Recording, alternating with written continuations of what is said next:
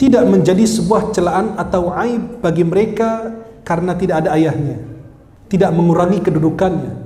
Apalagi dididik oleh sang ibu, dia tidak ada ayahnya dan dididik oleh ibunya, itu bukan mengurangi kedudukannya, karena yatimnya tersebut, keyatimannya itu tidak membuat dia mundur ke belakang atau maju ke depan, tapi yang membuat dia maju ke depan atau mundur ke belakang karena ketakwaannya, keilmuannya, keteguhannya dan lain sebagainya.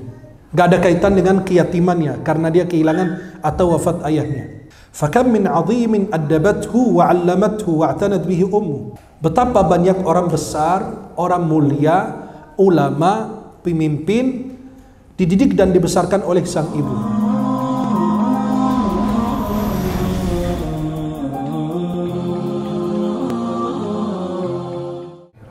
Assalamualaikum warahmatullahi wabarakatuh. Alhamdulillahi rabbil alamin. Salatu wassalamu ala asyrafil mursalin Sayyidina Maulana Muhammadin wa ala alihi wa sahbihi ajma'in. Asyhadu an la ilaha illallah wahdahu la syarika lah, asyhadu anna Muhammadan abduhu wa rasuluh. Allahumma salli wa sallim wa barik alaihi wa alihi wa ashabihi wa man tabi'ahum bi ihsanin ila yaumiddin wa alaina ma'ahum bi rahmatika ya arhamar rahimin. Para jemaah yang dimuliakan Allah, wahibbukum jami'an fillah, saya mencintai kalian semua karena Allah. Semoga Allah senantiasa mempertemukan kita di dunia dalam taat dan di akhirat di surganya Allah Subhanahu wa taala. Alhamdulillah wa syukurillah kita dipertemukan malam hari ini. Kita semua dalam keadaan iman, Islam, dalam keadaan sehat walafiat. Mudah-mudahan senantiasa kita diberkahi, dimuliakan oleh Allah Subhanahu wa taala. Para jemaah yang dimuliakan Allah, jangan mengucilkan hamba Allah walaupun dia orang susah. Jangan mengucilkan hamba Allah apalagi dia beriman walaupun dia pedagang kecil, karena kita tidak tahu siapa yang mulia di sisi Allah. Laisal jamalu bi athwabin tuzayyinuna, innal jamala jamalal ilmi wal adabi. Laisal jamalu bi athwabin tuzayyinuna. Keindahan itu, kemuliaan itu bukan dengan pakaian yang kita kenakan, yang kita pakai, bukan baju yang mahal. Innal jamala jamalal ilmi wal adabi. Sesungguhnya keindahan, kemuliaan itu ada pada akhlak dan adab kita. Dan pernah kita membahas kajian di sini tentang adab dulu sebelum ilmu. Dan inilah Rasulullah dan para salafus salih menganjurkan kita untuk beradab terlebih dahulu baru kita berilmu.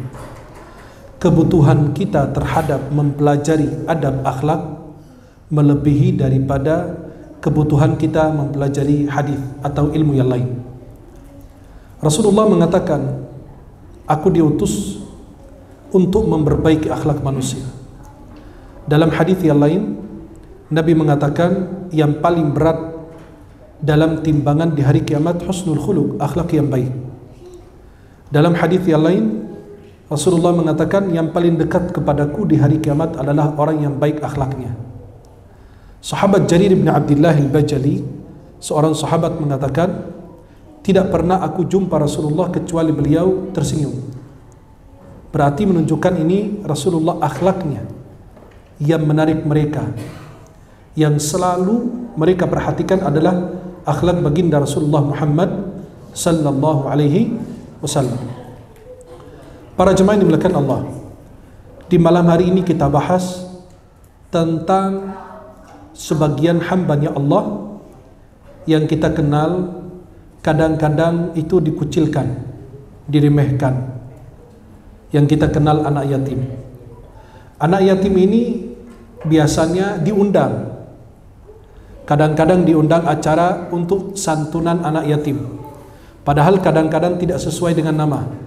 Nanti kita akan menjelaskan dan memperbaiki istilah anak yatim di antara kita, karena banyak masyarakat salah paham arti daripada anak yatim atau yatim itu.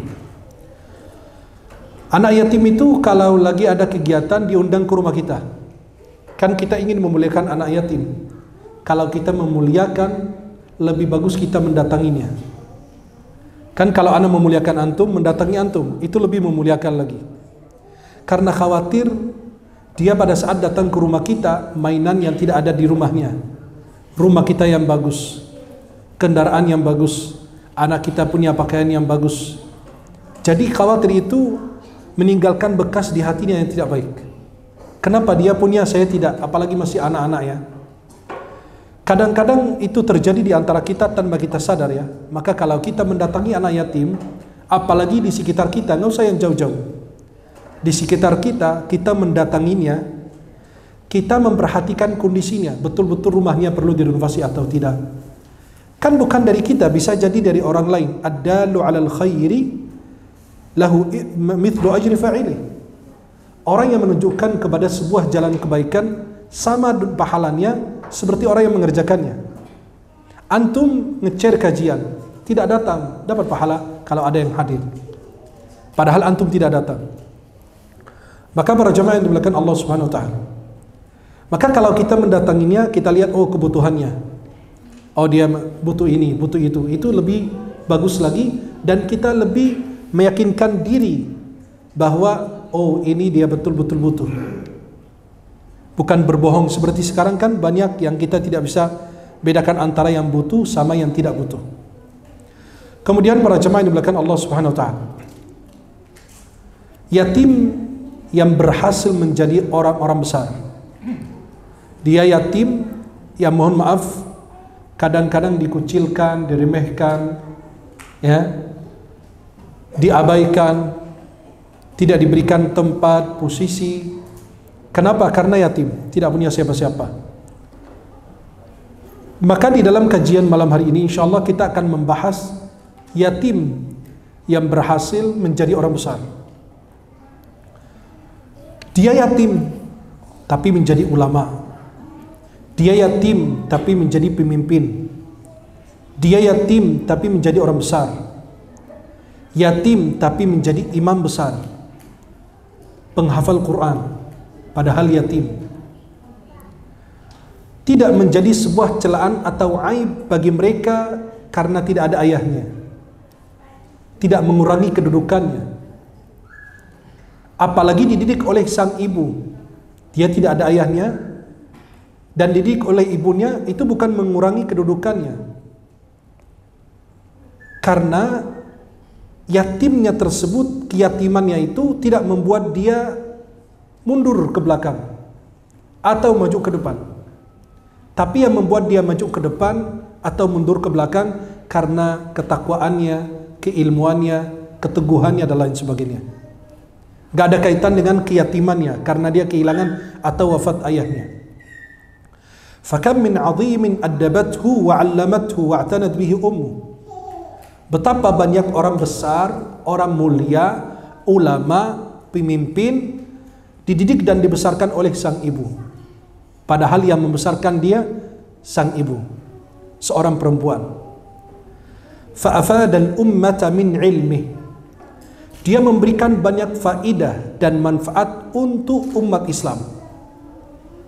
Banyak sekali kita mendapatkan faidah dari mereka. Nanti kita akan sebutkan beberapa contoh. Dan penemuan-penemuan dia. Dia orang yatim tapi bisa menemukan sesuatu yang bermanfaat untuk umat, agama, bahkan dunia. Wa kam minal a'immatil a'lam man i'tana bihim ummahatuhum fakanu hudatan wa 'udhama. Betapa banyak ulama, alim ulama, imam-imam besar yang diperhatikan, dipedulikan oleh sang ibu, dibesarkan, dididik oleh sang ibu, maka dia menjadi teladan, menjadi orang besar, menjadi pemimpin, menjadi ulama yang diikuti dan dicontohkan. Islam, para jemaah, memperhatikan dan selalu memberikan perhatian khusus kepada anak yatim.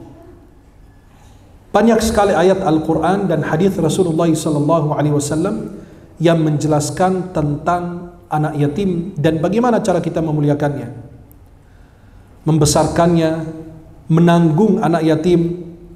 Dan di situ ada ancaman Allah buat kita, hati-hati terhadap anak yatim. Jangan kau hardik, jangan kau ngambil uangnya secara zalim, jangan mencelaknya, menghinanya, mengucilkannya. merendahkan dan meremehkannya. Di antara hadis Rasulullah riwayat Bukhari, "Ana wa kafilul yatimi fil jannati hakadha," kata Nabi. Wa asyara bis sababati wal wusta wa farraja bainahuma syai'a. Aku dan orang yang menanggung anak yatim di surga kedudukannya seperti ini, kata Nabi. Memberi isyarat dengan jari tengah dan jari telunjuk dan merenggangkannya sedikit. Artinya apa? Orang yang menanggung, mengurusi, membantu anak yatim aja begitu akrab, begitu dekat dengan Rasulullah. Maka kalau antum mau dekat dengan Nabi, tanggunglah salah satu anak yatim, bantulah anak yatim. Bantuan itu tidak harus besar-besaran, semampunya kita. Banyak anak yatim yang ingin hafal Quran tapi nggak punya biaya. Banyak anak yatim ingin jadi ulama, jadi orang-orang hebat, tapi sayang sekali terbatas karena biayanya. Dan kita perhatikan, banyak hadis Rasulullah SAW menganjurkan kita untuk memuliakan, memperhatikan anak-anak yatim. Dan juga banyak ayat Al-Quran dan hadis Nabi di dalamnya ada ancaman. Innal ladzina ya'kuluna amwalal yatama zulman innama ya'kuluna fi butunihim nara wa sayaslawna sa'ira. Surat An-Nisa. Orang yang memakan harta anak yatim itu secara zalim, bayangkan, dia memakan api di dalam perutnya. Maka Nabi SAW dalam hadis Sahih Bukhari Muslim, ada 7 dosa besar yang membinasakan kita. As-sab'il mubiqat, kata Nabi. Di antaranya orang yang memakan harta anak yatim secara zalim. Ya. Maka coba perhatikan. Di sini siapapun memuliakan anak yatim akan dimuliakan oleh Allah. Akan diangkat derajatnya oleh Allah. Akan dekat dan akrab bersama Rasulullah. Antum kepingin dekat dengan Nabi di surga, inilah salah satu jalannya. Salah satu cara untuk bisa mendekat dengan Rasulullah di surganya Allah. Dan hati-hati apabila antum bukan membantu anak yatim, tapi minimal menghardiknya, mengucilkannya, menjatuhkannya, mempermalukannya di depan orang. Maka hati-hati, siapapun, la tahqiranna minal ma'rufi syai'a. Jangan meremehkan kebaikan sekecil apapun. Maka lisan ini tidak bertulang, tapi gampang menghancurkan tulang belulang. Luka-luka di mulut gampang disembuhkan, tapi luka-luka yang disebabkan lisan itu sulit untuk disembuhkan. Para jemaah yang dimuliakan Allah, dulu salah satu ulama ketika menulis, apa kata gurunya? Masya Allah, tulisan kamu bagus seperti para ahli ulama hadis. Itu gara-gara kalimat ini menyemangati beliau sehingga menjadi ulama ahli hadis. Cuma hanya kalimat yang menurut kita biasa saja, tulisan kamu bagus seperti ulama ahli hadis, luar biasa. Itu menjadi sebuah motivasi buat beliau sehingga beliau menjadi seorang ulama yang besar dan hebat. Para jemaah yang dimuliakan Allah, marilah kita mengenal siapa yang dimaksud dengan anak yatim. Karena banyak masyarakat ada kegiatan acara spanduknya tulisannya anak yatim, tapi yang datang kumisan semua. Halo? Masih hidup? Jadi spanduknya di belakang tuh, saya pernah ada acara tuh santunan anak yatim. Kan bukan santunan, memang kewajiban kita terhadap mereka, membantu menolong mereka gitu ya. Tapi di belakang ada tulisan 100 anak yatim, tapi yang hadir, yang datang diundang SD, SMP, SMA gitu, udah kumisan dipanggil yatim. Nah, sekarang kita ingin memperbaiki istilah ini secara agama. Seperti apa istilah yang dimaksud dengan istilah yatim? Al-yatimu huwa man yamutu abuhu. Yatim itu yang wafat ayahnya. Sebagaimana disepakati dalam ilmu bahasa, dalam kitab Lisanul Arab, bahwa yatim itu yang ayahnya meninggal, bukan ayahnya tidak tanggung jawab atau kabur atau meninggalkan mereka tanpa tanggung jawab. Terus kalau dia ayahnya wafat, kita udah jelas wafat. Tapi kalau ayahnya pergi hilang, nggak ada kabar lagi, itu perlu keputusan dari pengadilan bahwa fulan ini sudah tidak ada jejaknya dan dia sudah meninggal dunia. Kan ada batas waktunya. Ya. Tapi kalau belum ada kepastian bahwa dia sudah wafat atau masih hidup, ya kita nggak bisa mengambil keputusan. Maka yatim itu adalah yang wafat ayahnya. Wa huwa yatimun hatta yablughal hulum. Disebut yatim sampai dia baligh. Amma man faqada abahu, yang kehilangan ayahnya, hilang jejaknya, enggak ada kabar dan lain, atau pergi enggak bertanggung jawab, fa innahu la yu'tabaru yatiman hatta yutayaqqana min mauti. Tidak akan disebut yatim kecuali kalau dipastikan dia ayahnya sudah wafat, baru disebut yatim. Maka Abu Daud meriwayatkan dalam sunan beliau dari Ali bin Abi Thalib, Nabi bersabda, la yutma ba'da ihtilam. Tidak ada yang disebut yatim sesudah baligh. Berarti yatim itu belum baligh. Berarti kalau antum bikin acara anak yatim, berarti dia belum baligh. Ya, dia wafat ayahnya, dan dia yang kedua adalah dia belum baligh. Jadi itu dua, perhatikan. Yatim itu adalah yang ayahnya wafat, yang kedua belum baligh. Kalau sudah baligh, kata orang, berarti kalau sudah baligh kita tidak bantu, kita nolak. Tidak, beda. Dia berpindah dari istilah yatim karena dia sudah baligh, boleh kita bantu apabila dia membutuhkan bantuan, disebut dia fakir, miskin, atau muhtajin, bisa. Tapi kalau istilah yatim tidak lagi. Kenapa? Ayahnya sudah wafat betul, tapi yang kedua dia sudah baligh, maka tidak disebut dengan yatim lagi, disebut dengan fakir, miskin dan lain. Maka kalau antum bikin acara santunan anak yatim dan du'afa, itu masuk kategori du'afa ini. Berarti mau umur berapapun silakan. Mau yang tua, mau yang muda, mau yang masih ada ayahnya tapi orang butuh, maka dia masuk dalam kategori du'afa, bukan yatim lagi. Biar betul-betul orang yang memberikan donasi bantuan tepat, karena dia kepingin karena yatim. Tapi ketika antum campur adukan dengan yang lainnya kan kurang tepat. Jadi kita harus teliti dalam setiap ucapan, perbuatan, tingkah laku kita, apalagi di kegiatan masjid-masjid, di musola-musola dan lain sebagainya, maka tolong diperhatikan hal demikian karena sering terjadi kesalahan demikian. Dan hadis ini yang diriwayatkan Abu Daud dihasankan oleh An-Nawawi, Imam An-Nawawi dalam kitab Al-Adhkar Al-Muntakhab min Kalam Sayyid Al-Abrar.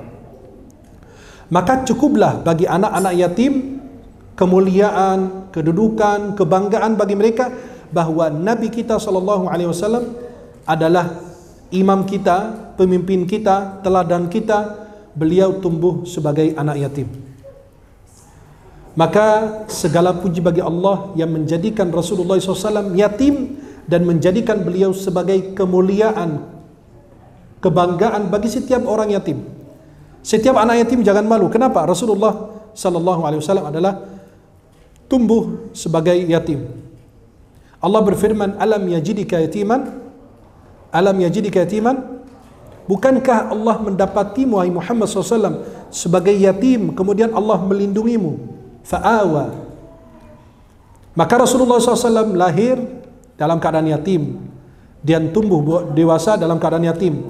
Maka Allah yang mendidiknya, Allah Subhanahu wa ta'ala mendidiknya sehingga dakwahnya sampai ke seluruh alam semesta ini. Ayahnya Rasulullah SAW wafat ketika Nabi SAW masih dalam kandungan. Artinya ayahnya enggak pernah jumpa dengan Rasulullah. Masih dalam kandungan, ayahnya wafat, Abdullah. Kemudian ibunda Rasulullah SAW, Aminah binti Wahb, wafat di tempat namanya Al-Abwa. Al-Abwa ini adalah tempat antara Makkah dan Madinah. Ya, itu namanya Al-Abwa, tempat antara Makkah dan Madinah. Wafatnya ibu Rasulullah.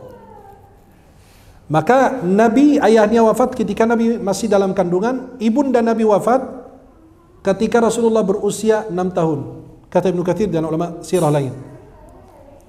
Berarti ibunya Rasulullah SAW wafat ketika Nabi masih usia 6 tahun. Berarti belum baligh. Ya, maka Rasulullah SAW wafat ayahnya masih dalam kandungan Rasulullah, dan wafat ibundanya Rasulullah ketika Nabi berusia 6 tahun. Dan beliau pulang dari Abwa ini bersama Ummu Aiman, pengasuh Rasulullah, sampai mengatakan, anti ummi ba'da ummi, kamu menjadi ibu saya sesudah wafat ibu saya. Kemudian mengasuh Rasulullah saat itu ya adalah Ummu Aiman. Kemudian berpindah daripada ibundanya ketika wafat ke Abdul Muttalib. Abdul Muttalib kakeknya Rasulullah. Kemudian diasuh oleh Abdul Muttalib sampai Abdul Muttalib wafat. Usia Nabi pada saat itu 8 tahun. Kemudian berpindah pengasuhan dari Abdul Muttalib kakeknya ke pamannya Abu Talib sampai Abu Talib wafat. Maka para jemaah yang dimuliakan Allah Subhanahu wa taala, Ja'far as-Sadiq rahimahullah taala ditanya, mengapa Rasulullah SAW yatim dua orang tua, ayah dan ibunya? Apa hikmahnya? Coba perhatikan jawaban beliau. Apa kata beliau? Li'alla yakuna li makhluqin alaihi haqq. Tuh lihat, agar Rasulullah SAW tidak memiliki kewajiban terhadap makhluknya, kedua orang tuanya atau siapapun, berarti hanya kepada Allah langsung. Bayangkan, antum kalau dibesarkan oleh orang tua antum, dididik dan lain sebagainya, punya kewajiban terhadap mereka. Tapi Rasulullah SAW wafat, ayahnya Nabi masih dalam kandungan dan ibunya wafat ketika Nabi masih berusia 6 tahun. Jadi Allah ingin mendidik Nabi Muhammad SAW sejak kecil memikul beban yang berat, merasakan kesulitan. Maka Nabi SAW begitu penyayang, begitu penuh kasih sayang dan cinta. Dan Nabi Allah Musa, Sayyidina Musa alaihissalam, beliau itu yatim, dibesarkan oleh sang ibu. Dan kalau kami menelusuri kehidupan orang-orang besar, pemimpin-pemimpin, orang-orang yang mulia, para ulama, kami akan mendapati bahwa yang paling di depan mereka itu adalah, yang paling di depan baris pertama adalah orang-orang yatim. Coba perhatikan, Rasulullah yatim sallallahu alaihi wasallam. Yang kedua, sahabat Abu Hurairah radhiyallahu an, beliau wafat tahun 57 Hijriyah. Nama asli beliau Abdurrahman ibn Sakhr ad-Dusi, dari suku Daus. Abdurrahman ibn Sakhr ad-Dusi yang kita kenal Abu Hurairah, itu gelarnya, julukannya Abu Hurairah, bapaknya kucing, karena berbuat baik kepada seekor kucing. Dulu di masa jahiliyah, Nabi SAW mendapati nama Abu Hurairah itu namanya Abdu Syams. Apa artinya? Hamba matahari. Dan semua nama yang tidak baik itu dirubah oleh Rasulullah. Banyak sekali nama-nama yang dirubah oleh Nabi, dari makna yang buruk menjadi makna yang baik. Maka pilihlah nama yang baik untuk anakmu, karena nama adalah panggilan, panggilan adalah doa. Coba kalau antum bilang sama anak antum, namanya Salih, Salih, itu lama-lama itu jadi doa buat anak kita. Jadi itu apa? Mendoakannya agar menjadi orang salih, mendoakannya agar menjadi ulama. Orang tua lagi kesal aja sama anak, jangan ngomong kasar, tapi doakan, Masya Allah, anak hebat, anak soleh gitu kan. Padahal kita lagi kesal. Seperti Syekh As-Sudais ketika didoakan oleh sang ibu lagi bermain, yang nggak bisa diam, memang ya anak Arab kan begitu aktifnya. Akhirnya kata ibunya, semoga kamu menjadi imam Masjidil Haram, padahal lagi kesal. Itu doanya itu diijabah 20 tahun sekian. Karena Syekh Az-Sudais menjadi imam Masjidil Haram, kalau nggak salah usia beliau 25 tahun. Ya, coba orang tua sekarang bagaimana mendoakan anak-anaknya. Ya, maka Rasulullah SAW mengganti dari hamba matahari menjadi Abdurrahman. Ulama berbeda pendapat tentang masalah nama aslinya Abu Hurairah ini. Namanya Abdullah atau Abdurrahman, kata ulama yang paling dekat Abdurrahman. Ibn Sakhr ad-Dusi diberi julukan dengan Abu Hurairah. Beliau sahabat yang paling banyak menghafal hadis Rasulullah SAW dan menukil hadis Nabi. Coba antum lihat, dari Abu Hurairah Rasulullah bersabda,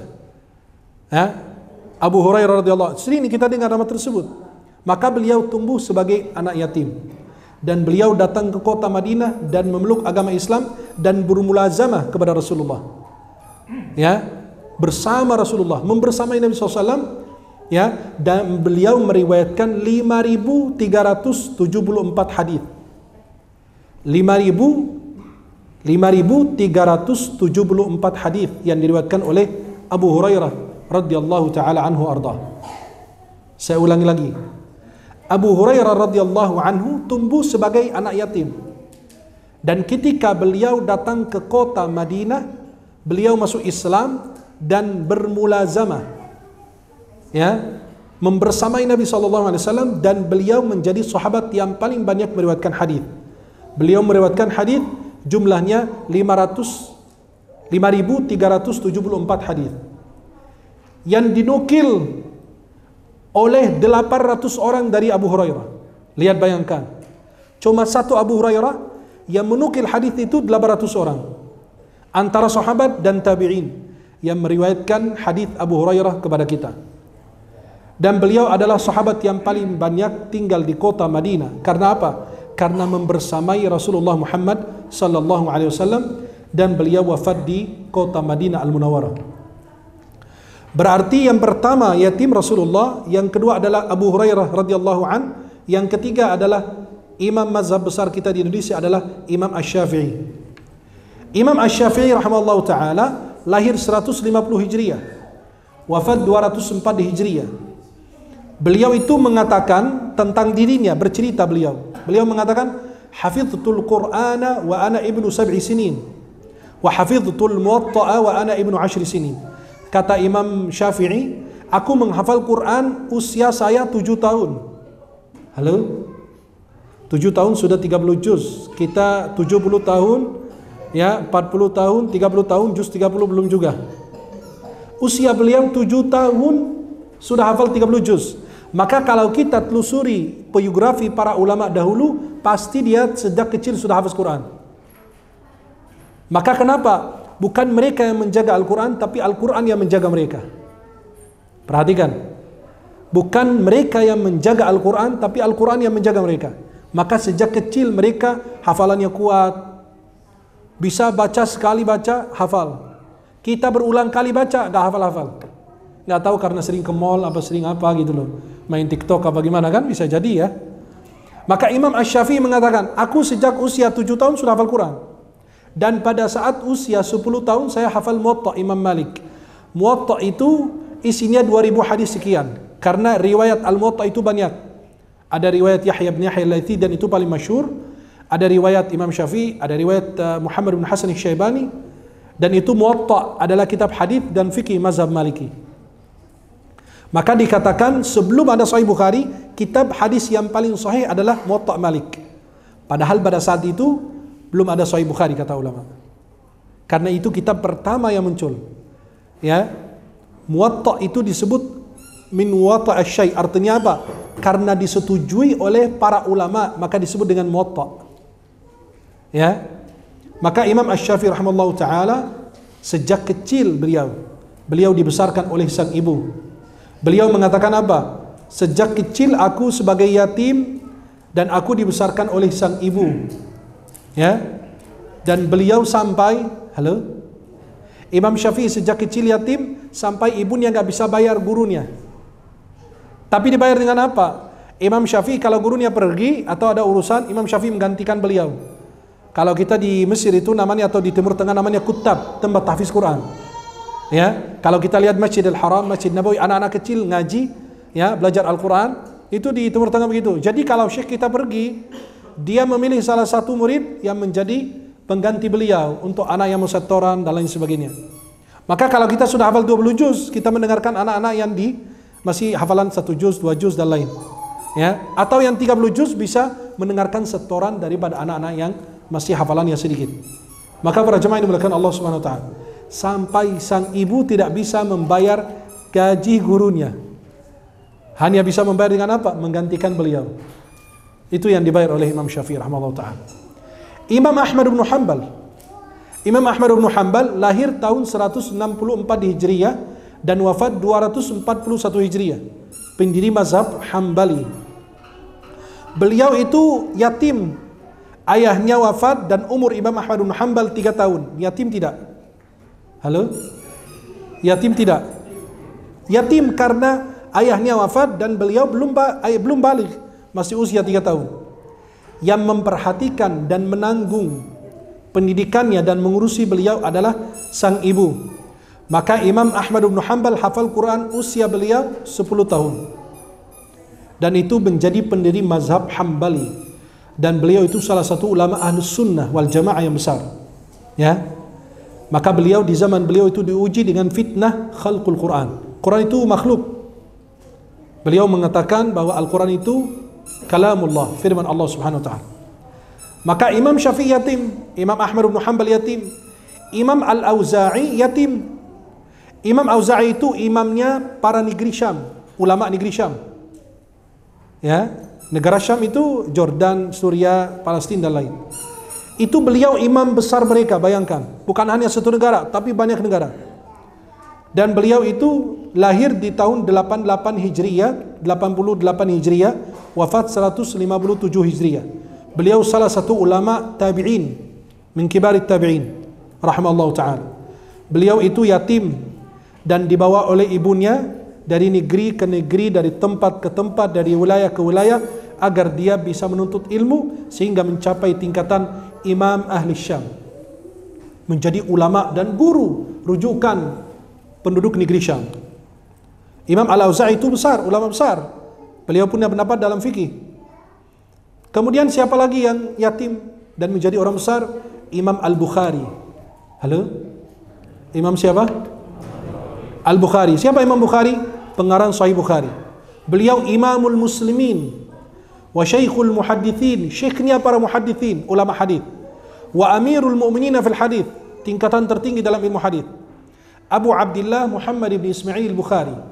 Beliau lahir di tahun 194 Hijriah di Bukhara, di negeri Bukhara. Dan ayahnya beliau bernama Ismail bin Ibrahim, salah satu ulama ahli hadis. Dan ayahnya Imam Bukhari wafat di masa kecil Imam Bukhari. Maka beliau tumbuh dalam keadaan yatim, dibesarkan oleh sang ibu. Imam Bukhari itu orangnya kurus, tidak tinggi dan tidak pendek. Ya.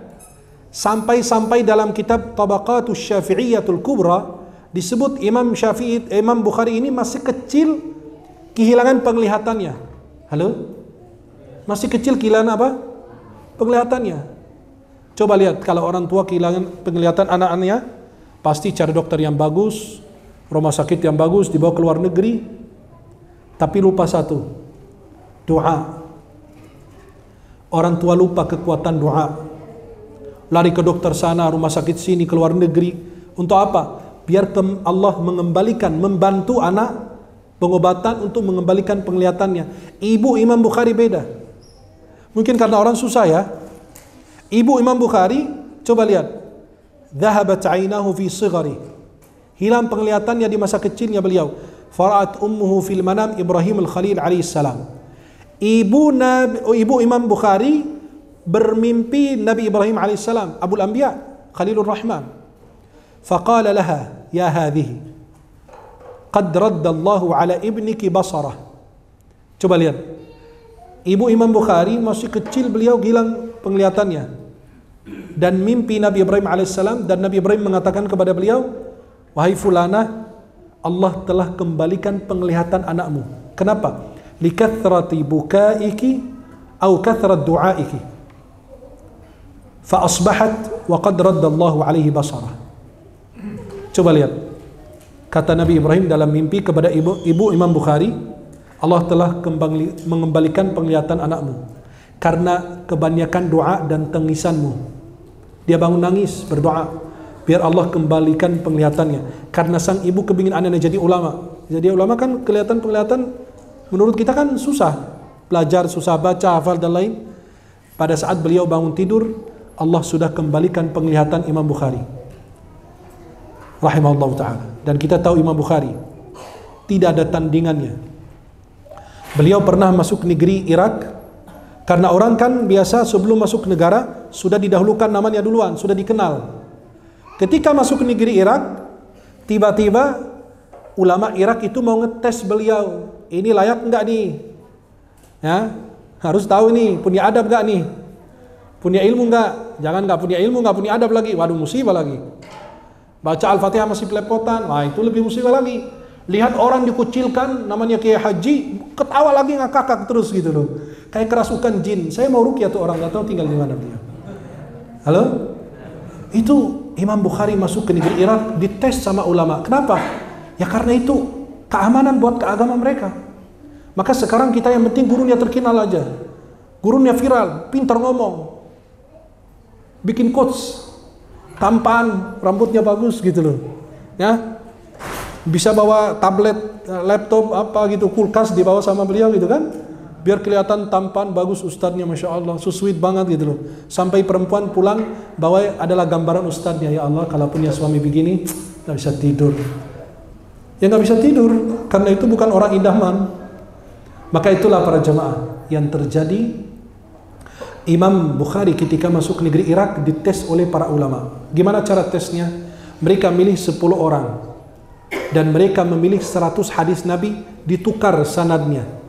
Artinya gini, sanad itu perawi-perawi yang menghantarkan kita kepada matan, ucapan Nabi. Contoh, diriwayatkan dari fulan kepada fulan kepada fulan kepada fulan dari Rasulullah. Itu jalur ini namanya sanad. Ucapan Nabi, innamal a'malu binniyat, itu namanya matan, ucapan Nabi. Itu dalam ilmu hadis orang kenal. Jadi mereka tukar sanad ini dipindahkan ke hadis ini. Jadi ditukar semua, diacak. Akhirnya suruh 10 orang ini satu persatu maju, bacakan. Tahu nggak hadis ini? Dibacain. Tidak tahu, kata Imam Bukhari. Ditanya lagi. Orang yang pertama selesai 10 hadis, kata Imam Bukhari, saya tidak tahu. Orang yang kedua maju. Ditanya 10 hadis tersebut, beliau mengatakan saya tidak tahu. Sampai 10 orang baca 100 hadis itu, kata Imam Bukhari, saya tidak tahu. Kata ulama ini, nampaknya dia sudah tahu. Imam Bukhari manggil, hei sini kamu. Gini, yang pertama ini masih ingat beliau, masih ingat. Nih hadis kamu, sanadnya ini dibenarin semua sama beliau. 100 hadis dibenarin oleh beliau. Sampai beliau mengatakan saya menghafal 100.000 hadis sahih dan 100.000 hadis tidak sahih. Bukan kayak kita Pak, dari Umar bin Khattab Nabi bersabda innamal a'malu binniyat. Enggak. Beliau sanadnya beliau hafal. Hadisnya beliau hafal. 16 tahun beliau menulis kitab Sahih Bukhari yang antum cuma baca mungkin dalam waktu 3-4 jam, 5 jam. 16 tahun beliau mengarang kitab itu. Kenapa? Setiap hadis beliau salat 2 rakaat. Ya. Sekarang orang gampang nulis kitab, cetak, bayar, sebar. Isinya kesesatan. Tapi sakitnya teliti ulama dan Imam Bukhari, kecerdasan beliau disebut Syekhul Muhaddithin wa Amirul Mu'minin fil Hadith, u'jubatuz zaman, keajaiban zaman. Luar biasa. Padahal bukan orang Arab. Ya karena orang Arab kan suka, dia paling hebat. Ente mengerti yang turunan Nabi, nanti ente iblis. Oh bahaya ini. Kenapa? Imam Bukhari bukan orang Arab. Sibawi bukan orang Arab. Banyak ulama kita bukan orang Arab, tapi melebihi dari orang Arab. Karena apa? Keteguhan mereka mempelajari ilmu agama. Dan Imam Bukhari rahimahullah ta'ala wafat tahun 256 Hijriah. Inilah salah satu contoh yatim yang mendunia. Coba, Imam Al-Bukhari luar biasa, ilmunya mendunia rahimahullah ta'ala. Kemudian di antara yatim juga adalah Al-Qadhi Abu Yusuf. Beliau lahir 113 Hijriah dan wafatnya beliau 182 Hijriah.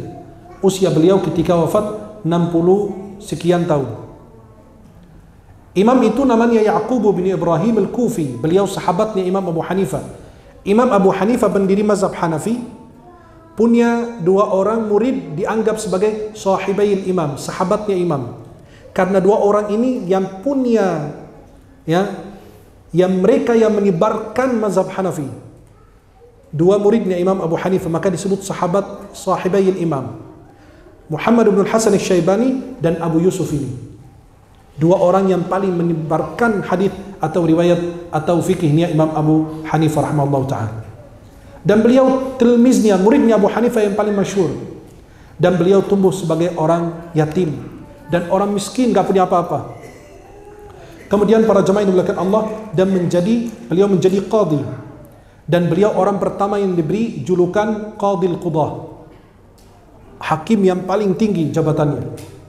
Dan sampai beliau ini kan orang miskin. Halo? Abu Yusuf ini orang miskin, Abu Hanifah orang kaya, pedagang. Dia belajar terus sama Abu Hanifah. Kata ayahnya, kamu ngapain? Abu Hanifah ini orang kaya, punya fulus, punya duit. Kamu kalau nggak kerja, ya nggak punya apa-apa. Akhirnya beliau ikut apa saran ayahnya, beliau ikut kerja, meninggalkan majelis Abu Hanifah. Coba perhatikan ulama dulu.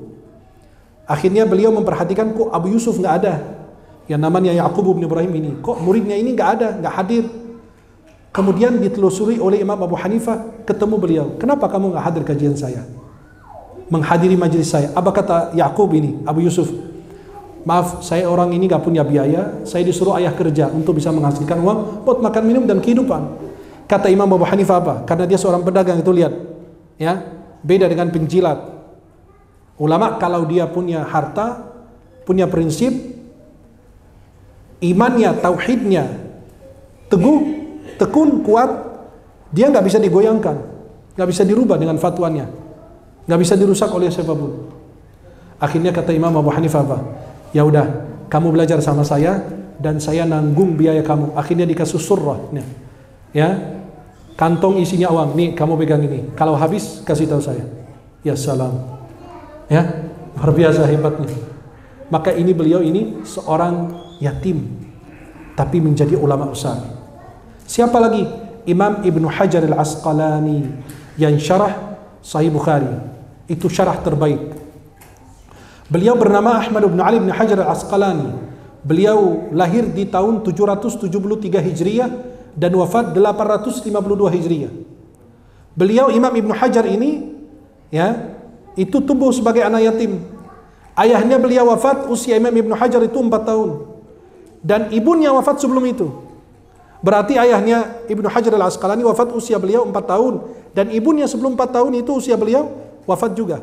Subhanallah. Yatim kedua orang tuanya.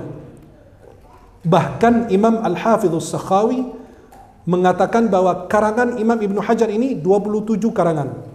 Dan Imam Asyuti mengatakan karangan Ibnu Hajar itu 198 karangan beliau. Dan Imam Ibnu Hajar Al-Asqalani itu mensyarah Sahih Bukhari dalam kitab Fathul Bari Syarah Sahih Bukhari. Itu sampai 13 jilid. Sampai 13 jilid. Syarah terbaik Sahih Bukhari adalah syarahnya Imam Ibnu Hajar Al-Asqalani yang semua orang rujuk kepada Fathul Bari. Coba lihat. Setiap orang kalau mau syarah Sahih Bukhari pasti kembali ke kitab namanya Fathul Bari Syarah Sahih Bukhari. Itu karangan Ibnu Hajar yang beliau sebagai yatim menjadi rujukan dunia. Kemudian siapa lagi? Imam Ibnul Jauzi. Imam Ibnul Jauzi itu lahir di tahun 510 Hijriah dan wafat 597 Hijriah. Beliau itu terlihat pertama kali naik mimbar memberi nasihat, mau'izah, memberi ceramah. Usia beliau pada saat itu pertama kali naik mimbar 13 tahun, Pak. Beliau Al-Imamul Allamah, Hafidhul Iraq, seorang ulama penghafal dari negeri Irak. Sahibut Tasanif, beliau itu karangannya masyhur. Berbagai macam bidang ilmu punya karangan. Dalam ilmu tafsir beliau punya kitab Zadul Masir. Beliau dalam ilmu hadis, ilmu fikih, ilmu wa'ad, nasihat. Kemudian dalam zuhud, dalam tarikh, sejarah dan lain sebagainya. Kata Imam Al-Hafidh Syamsuddin Al-Dhahabi, Imam Dhahabi, beliau mengatakan, saya tidak mengetahui seorang ulama menulis kitab dan karangan sebagaimana ditulis oleh Ibnul Jauzi ini. Semua ilmu dia punya kitab. Maka ayahnya beliau, usianya beliau, Imam Ibnul Jauzi itu ketika ayahnya wafat, usia beliau itu apa? 3 tahun. Bayangkan, bukan dibesarkan ibunya, tapi dibesarkan oleh bibinya, tantenya, dan kerabatnya beliau. Kita kalau punya anak yatim di keluarga, dibuang, kecilkan. Saya punya anak, Pak, saya ngapain ngurusin anak orang?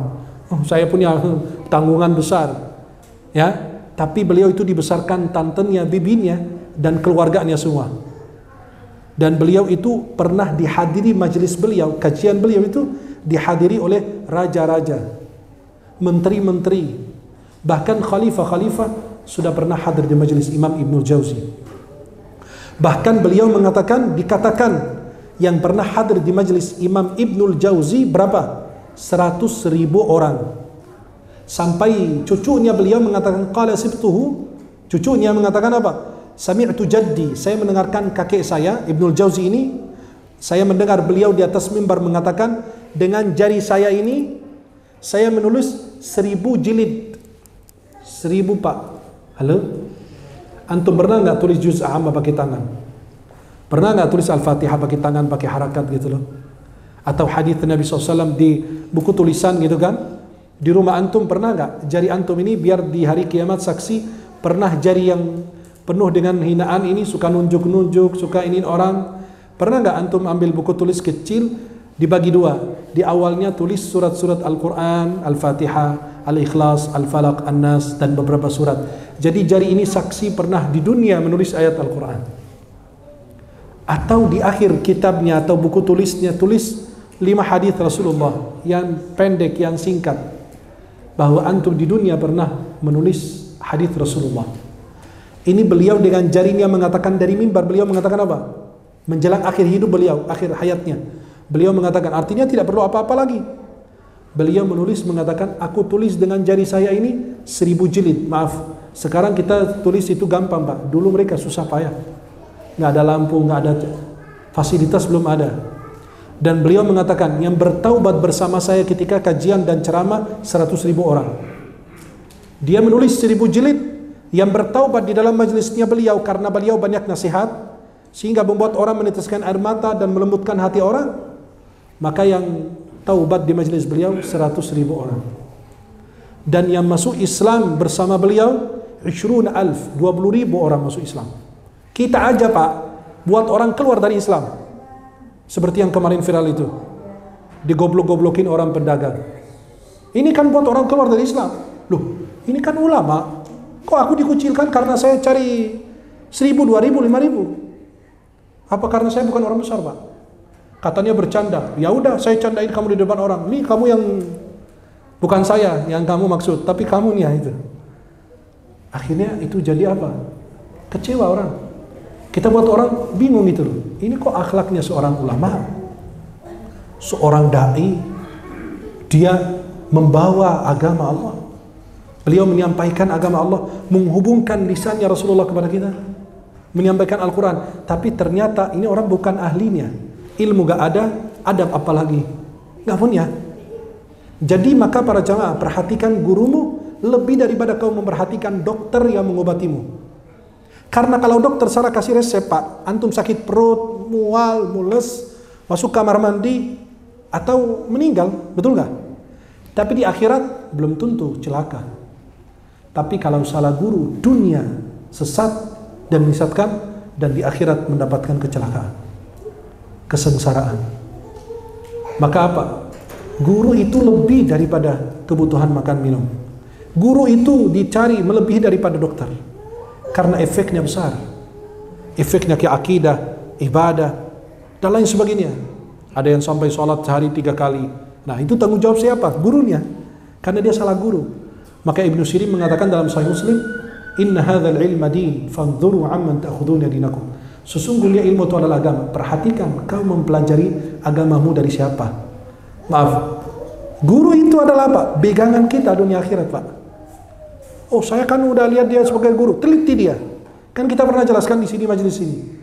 Mereka dulu kalau mau berguru perhatikan akidahnya dulu, ibadahnya, akhlaknya. Kalau lolos, baru dia diangkat sebagai guru. Dalam kitab Ta'limul Muta'allim karangan Az-Zarnuji yang paling masyhur di Indonesia, Ta'limul Muta'allim, yang sudah banyak penerbitnya, dicetak terjemahannya, di situ menceritakan Imam Abu Hanifah teliti dalam mencari gurunya Hammad bin Sulaiman. Kita udah jelaskan di sini juga. Beliau merenung, berfikir, teliti, apakah ini menjadi guru saya apa bukan? Dan ketika beliau hatinya tenang, ini ulama akidahnya lurus, agamanya benar, guru, dia sudah belajar, pernah belajar kepada guru dan ulama lain, maka itu akhirnya dipilih oleh Imam Abu Hanifah seperti Hammad ini menjadi gurunya. Para jemaah yang dimuliakan Allah Subhanahu wa taala. Kata Imam Ibnul Jauzi ini, ada orang 20.000 orang masuk Islam sama saya. Dan aku ini dikatakan oleh cucunya, saya memperhatikan kakek saya khatam Al-Quran setiap 7 hari sekali. Seminggu sekali beliau khatam Quran. Kita Pak, setahun aja belum tentu khatam. Ramadan itu mohon maaf, kadang-kadang 10 hari pertama itu yang semangat banget, Masya Allah. Ya, sudah begini bajunya digulung, kenapa? Udah semangat. Tiba-tiba lama-lama berkurang.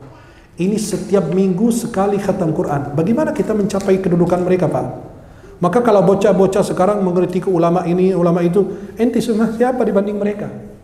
Mereka ini sejak kecil sudah 7 tahun hafal Quran. Antum ini sudah usia antum berapa? Belum bisa hafal juz amma. Belum bisa hafal Quran dengan masih. Beliau berguru kepada banyak ulama, berpindah dari tempat-tempat. Setiap biografi ulama saya bilang, buka biografi ulama dahulu, salafus salih, pasti dalam biografi ini ada ditulis telah menghafal Quran usia sekian tahun. 7 tahun, 6 tahun, 5 tahun, 10 tahun. Dan di situ ditulis apa? Rihlatuhu fi talabil ilm. Rihlahnya, perjalanannya dalam menuntut ilmu. Mereka berpindah Pak dari tempat ke tempat. Imam Bukhari itu dari negara ke negara apa? Mengumpulkan hadis Nabi biar kita mendapatkan hadis Nabi sudah sahih, jelas. diteliti oleh beliau. Berhari-hari, bertahun-tahun mereka menghabiskan umur mereka. Untuk apa? Sampai ilmu kepada kita. Para jemaah yang dimuliakan Allah, yang terakhir bersama kita adalah Imam Jalaluddin Suyuti. Nah, itu salah satu ulama besar. Beliau itu lahir di tahun 849 Hijriah dan wafat 911 Hijriah. Beliau seorang imam yang hafidh.